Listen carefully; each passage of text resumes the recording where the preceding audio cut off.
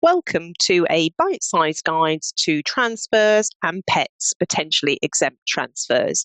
And today we're going to be exploring the IHT backwards shadow.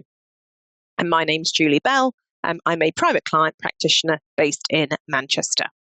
Let's see what we're going to cover today. We're going to look at what a chargeable lifetime transfer / the IHT backwards shadow means. What is it? What happens in life if you have a chargeable lifetime transfer?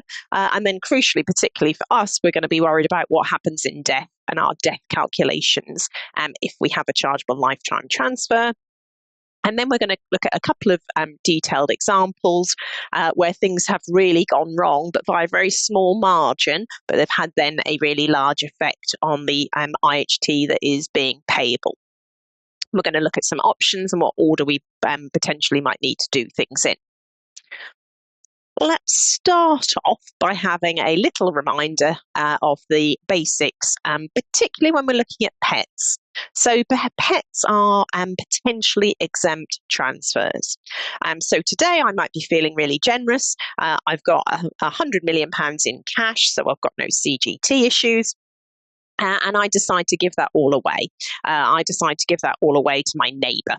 And there is no inheritance tax to pay, and it's an outright gift. There's no inheritance tax to pay at that point.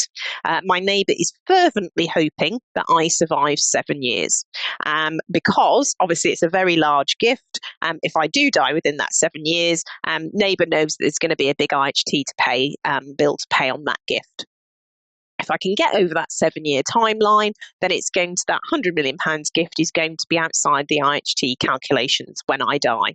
So that's why we talk about it being potentially exempt. The neighbour and I are both hoping that I get to the 7 years, and then it will be exempt. So we're to wait and see with regards to pets. And the starting point is our key date is 7 years, but we also need to be alive to the 3-year rule. And clients can get a bit confused about what we mean by the 3-year rule. So the 3-year rule is if I have made a large gift, taper relief kicks in if I can survive more than 3 years from the date of the gift.